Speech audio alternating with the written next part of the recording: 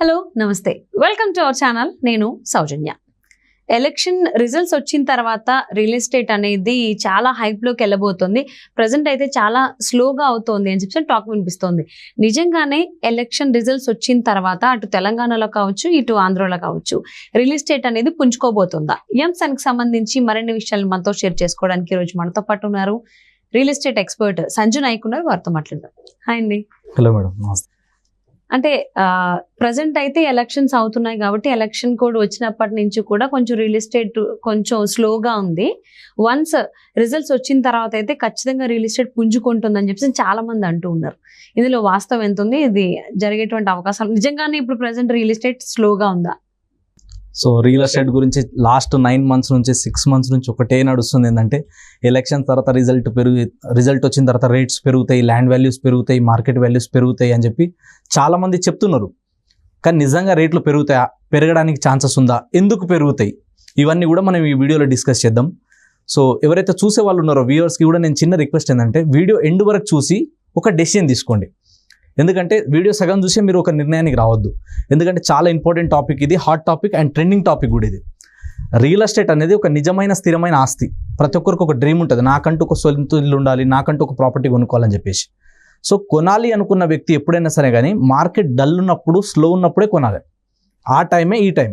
ఇప్పుడు election result తర్వాత ఎందుకు రేట్స్ పెరుగుతాయి అంటే దానికి చాలా రీజన్స్ ఉన్నాయి. కొన్ని మేజర్ రీజన్స్ మనం మాట్లాడదాం.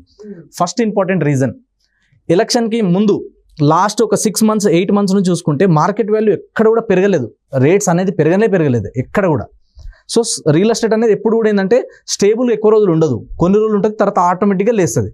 సో ఇన్ని రోజుల నుంచి ఏమైంది మార్కెట్ అనేది అంటే ఎలక్షన్ కోడ్ వచ్చిన తర్వాత నెక్స్ట్ గవర్నమెంట్ ఏదైనా చేంజ్ అయితే గవర్నమెంట్ తీసుకోబోయే డెసిషన్స్ ఏముంటాయి, సో కొత్త పాలసీస్ ఏం తీసుకొస్తారు, సో ఎక్కడెక్కడ నెక్స్ట్ వీళ్ళ టార్గెట్ ఉంటుంది, ఏ లొకేషన్ని వీళ్ళు హైలైట్ చేస్తారు, ఎక్కడ వీళ్ళు ఎక్కువ ఫోకస్ చేసి రియల్ ఎస్టేట్ని గ్రో చేయడానికి చూస్తారని చెప్పేసి చాలామంది వెయిట్ అండ్ వాచ్, చూద్దాం ముందు రియల్ ఎస్టేట్ ఏమవుతుంది, ఎలక్షన్ కోడ్ వచ్చింది, ఎలక్షన్ అయిపోనివ్వండి, ఏమైనా గవర్నమెంట్ మార్పులు వస్తే ఇంకేమైనా చేంజెస్ వస్తాయని చెప్పి చాలామంది 90% పీపుల్ ఆగుతారు. కానీ అవేర్నెస్ ఉన్నోళ్ళు, ఇంట్రెస్ట్ ఎవరైతే కొనాలి అనే ఆలోచన ఉన్న వాళ్ళు మాత్రం ఈ టైంలో ఎక్కువ కొంటారు.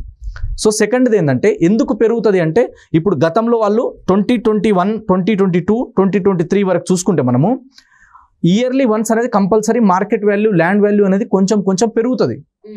అక్కడ ఏరియాలో డెవలప్మెంట్ని బట్టి మార్కెట్ వాల్యూ అనేది కంపల్సరీ పెరుగుతుంది. కానీ ఎప్పుడైతే 22లో ఒకటేసారి 2 సంవత్సరాలలో పెంచాల్సిన ఇన్కమ్ని ఒకటేసారి పెంచడం జరిగింది. ఎందుకు? రేట్స్ అనేది ఒకటేసారి పెంచడం వల్ల గవర్నమెంట్కి ఎక్కువ ఆదాయం వస్తుంది. నేను చాలాసార్లు చెప్పిన రియల్ ఎస్టేట్ తర్వాత ట్రాన్స్పోర్ట్ తర్వాత లిక్కర్, ఈ మూడిట్లో వచ్చేంత ఇన్కమ్ గవర్నమెంట్కి దేంట్లో రాదు. మీరు చెక్ చేసుకోండి కావాలంటే. ఒక్క మాటలో చెప్పాలంటే గవర్నమెంట్ని ఏలుతున్నదే ఈ 3 ఇండస్ట్రీలు. సో అంత ఇన్కమ్ ఉంటుంది. సో అలాంటప్పుడు రియల్ ఎస్టేట్ అనేది ఎక్కువ ఇన్కమ్ ఉంటుంది.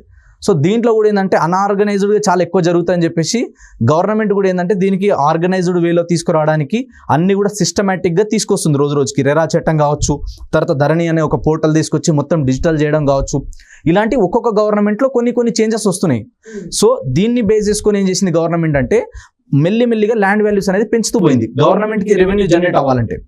అంటే రేవంత్ రెడ్డి ఒక మాట అన్నారు కదా, అంటే రియల్ ఎస్టేట్ పుంజుకోవడం కోసం కొన్ని సర్వీస్ ఛార్జెస్ అనేవి పెంచాలి, సో దానికి సంబంధించి కొంచెం స్టడీ చేయండి, సర్వే చేయండి అని కూడా చెప్పారు అన్నట్టుగా వార్తలు వచ్చాయి. సో అది ఎఫెక్ట్ చూపిస్తుందా ఖచ్చితంగా రిజల్ట్స్ వచ్చిన తర్వాత? మీరు అన్నట్టు రియల్ ఎస్టేట్ కి సంబంధించి భూముల రేట్లు పెరగడానికి ఖచ్చితంగా పెరుగుతాయి. సో ఇప్పుడు 2 సంవత్సరాల కంటే ముందు వీళ్ళు బాగా పెంచేశారు. సో ఇప్పుడు కొత్త గవర్నమెంట్ చేంజ్ అయిన తర్వాత సో వీళ్ళకి కూడా ఇప్పుడు ఇన్కమ్ రావాలంటే, వీళ్ళు ఇచ్చిన హామీలన్నీ నెరవేరాలంటే ఖచ్చితంగా అమౌంట్ జనరేట్ అవ్వాలి. ఇన్కమ్ జనరేట్ అవ్వకపోతే ఇవన్నీ వీళ్ళు చెప్పిన హామీలు చేయడం కూడా చాలా ఇబ్బంది అవుతుంది. అందుకనే గవర్నమెంట్కి రెవెన్యూ ఎక్కడి నుంచి ఎక్కువ వస్తుంది అంటే రియల్ ఎస్టేట్ నుంచి వస్తుంది. కానీ రియల్ ఎస్టేట్లో ఏమవుతుంది, అక్కడ మార్కెట్ వాల్యూకి సీఎం రేవంత్ రెడ్డి గారు కూడా దీని గురించి మాట్లాడడం జరిగింది. ఏంటంటే ఇప్పుడు ఒక ఎకరా వాల్యూ ఫర్ ఎగ్జాంపుల్ అక్కడ మార్కెట్ వాల్యూలో గవర్నమెంట్ కాకుండా ప్రైవేట్లలో సేల్స్ ఎంత జరుగుతున్నాయి, ₹1 కోటి జరుగుతుందంటే నాకున్న నాలెడ్జ్ ప్రకారం మినిమం అక్కడ 10 లక్షలు 15 లక్షలు అంతకన్నా ఎక్కువ ఎకరం రేట్ ఉండదు. అంటే గవర్నమెంట్కి సేల్ డీడ్లో చూపించేది ఎంత, 15 లక్షలు, కానీ బయట జరిగే ట్రాన్సాక్షన్ ఎంత, ₹1 కోటి. సో గవర్నమెంట్కి ఏంటంటే చాలా డిఫరెన్స్ ఉంది ఇక్కడ. అందుకని చెప్పేసి గవర్నమెంట్ ఏం చేస్తుంది, ఈ ల్యాండ్ వాల్యూస్ అనేది పెంచినాం అనుకోండి, 15 లక్షలు కాస్త 30 లక్షలు అయితే గవర్నమెంట్కి ఈరోజు ₹2 వచ్చే బదులు ₹4 వస్తాయి కదా ఇంకా. సో అలా అని చెప్పేసి మార్కెట్ వాల్యూ పెంచడానికి, తర్వాత వచ్చేసి రిజిస్ట్రేషన్ ఛార్జెస్ పెంచడానికి. సో ఇంతకుముందు మనకి ఎంత ఉండే 5%, 6%, ఇప్పుడు 7.5% ఉంది. సేల్ డీడ్కి ఒకలాగా ఉంది, గిఫ్ట్ డీడ్కి ఒకలాగా ఉంటుంది, సో మనకి ఎంఓయూలకు ఒకలాగా ఉంటుంది, తర్వాత ఏజీపీఏకి ఒకలాగా ఉంటుంది. సో ఇవన్నీ ఛార్జెస్ పెంచితే ఖచ్చితంగా దీనివల్ల కొన్ని ప్లస్లు ఉన్నాయి, కొన్ని మైనస్లు ఉన్నాయి. మైనస్లు ఏమున్నాయంటే రోజు రోజుకి మిడిల్ క్లాస్ పీపుల్ ఎవరైతే ఉన్నారో వాళ్ళు అఫోర్డబుల్లో కొనాలంటే చాలా ఇబ్బంది అవుతుంది, సిటీ నుంచి చాలా దూరం వెళ్ళాల్సి వస్తుంది, ఇది ఒక ప్రాబ్లం అవుతుంది. కానీ ఒక ప్లస్ ఏమవుతుంది అంటే ల్యాండ్ వాల్యూస్, మార్కెట్ వాల్యూస్ పెరగడం వల్ల గవర్నమెంట్కి రెవెన్యూ ఎక్కువ వస్తుంది, ఇన్ఫ్రాస్ట్రక్చర్ కొత్తగా డెవలప్మెంట్ అవ్వడానికి ఎక్కువ స్కోప్ ఉంటుంది. ఎందుకంటే రేట్లు పెరిగిపోతున్నాయి, ఇప్పుడే మనం స్టార్ట్ చేయాలి, ఇప్పుడు ఎక్కడైతే గ్రోత్కి ఎక్కువ స్కోప్ ఉందో అలాంటి ఏరియాని మనం గుర్తించి అక్కడ మనం డెవలప్మెంట్ చేస్తే బాగుంటుందని చెప్పేసి డెవలప్మెంట్ వస్తుంది. ఎక్కడైనా చూసుకోండి, మీరు ఇలా తెలంగాణ రాష్ట్రం మొత్తంలో చూసుకుంటే 30 లక్షల కంటే తక్కువ రేట్లో ఎకరం దొరకడం చాలా కష్టం. సో అంత రేటు ఉన్నప్పుడు ఇంకోటి గవర్నమెంట్ కూడా ఏం చేస్తుందంటే, ఇప్పుడు మీ అందరికీ తెలుసు already, urban Telangana, rural Telangana, so semi urban Telangana, అంటే హైదరాబాద్ అంతా కూడా అర్బన్, సెమీ అర్బన్, రూరల్గా ఇట్లా 3 పార్ట్స్గా డెవలప్ చేయాలంటే ఎక్కడైతే ల్యాండ్స్ ఎక్కువ ఉన్నాయి గవర్నమెంట్కి అండ్ ఎక్కడైతే ఎక్కువ గ్రోత్కు ఎక్కువ ఆపర్చునిటీస్ ఉన్నాయో అలాంటి ఏరియాలో ఎక్కువ డెవలప్మెంట్ తీసుకురావాలి. ఈ ఏరియా మొత్తం డెవలప్మెంట్ చేయాలంటే ఇన్కమ్ కావాలి. కాబట్టి ఖచ్చితంగా ఇప్పుడు సార్ ఏదైతే చెప్పారో సీఎం గారు, ఆ చెప్పిన లెక్క ప్రకారం నెక్స్ట్ 10 ఇయర్స్లో అద్భుతమైన రేట్స్ అనేది పెరుగుతుంది. సో రియల్ ఎస్టేట్ అనేది ఎలక్షన్ తర్వాత పెరగడానికి ఎక్కువ ఛాన్సెస్ ఉన్నాయి. ఇంకొక గుడ్ న్యూస్ అని చెప్పొచ్చు, కొందరికి బ్యాడ్ న్యూస్ అని కూడా చెప్పొచ్చు. లాస్ట్ 2 days నుంచి రిజిస్ట్రేషన్ సర్వర్ కూడా మొత్తం ఇప్పుడు రావడం లేదు, అది కూడా వర్క్ చేయట్లేదు, సర్వర్ అంతా బిజీ వస్తుంది. ఎందుకు అంటే ఎలక్షన్ తర్వాత కానీ దానికి ముందు కూడా ఇంకా ఛాన్సెస్ ఉన్నాయి. ఇప్పుడు దీనివల్ల ఏమవుతుంది, ఎక్కడెక్కడ ఎంత రేట్ నడుస్తుందో మొత్తం గవర్నమెంట్కి ఒక లెక్క తెలిస్తే దాన్ని బేస్ చేసుకొని ఎంత పెంచితే మంచిది, ఎంతవరకు పెంచవచ్చు మనం, ఇది ఒక అంచనాకు వస్తుంది. సో దీనివల్ల నెక్స్ట్ రియల్ ఎస్టేట్లో 10 years అనేది అద్భుతంగా ఉంటుంది. కాబట్టి ఇన్వెస్ట్మెంట్ చేయాలనుకున్న వాళ్ళు ఈ టైంలో కొని పెట్టుకుంటే ఒక 5-10 yearsలో అద్భుతమైన రిటర్న్స్ అనేది వస్తుంది. ల్యాండ్ వాల్యూస్ పెరుగుతాయి కానీ తగ్గదు. ఎవరన్నా రేట్లు తగ్గిపోతాయి, పడిపోతుంది, రియల్ ఎస్టేట్ ధమాల్ అవుతుంది అంటే మాత్రం అది భ్రమ. మీకు 2 చేతులు జోడించి చెప్తున్నా, ఆ భ్రమలో నుంచి బయటికి రండి.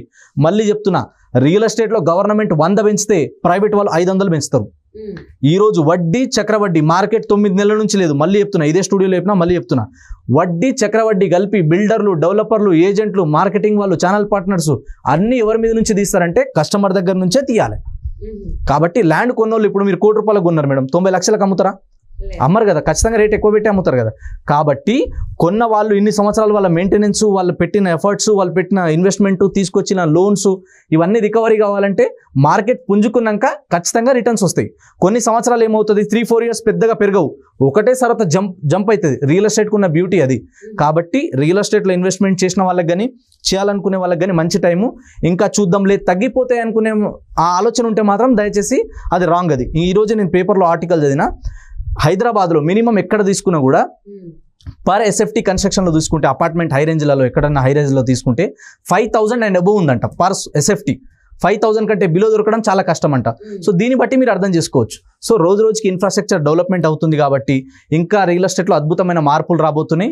సో పెట్టుబడి పెట్టిన వాళ్ళకి అద్భుతమైన రిటర్న్స్ వస్తాయి, కొనాలనుకునే వాళ్ళకు కూడా ఇదే మంచి టైం. ఇంకో 10 ఏళ్ల తర్వాత మీకు 10,000కి తులం బంగారం దొరుకుతుందేమో కానీ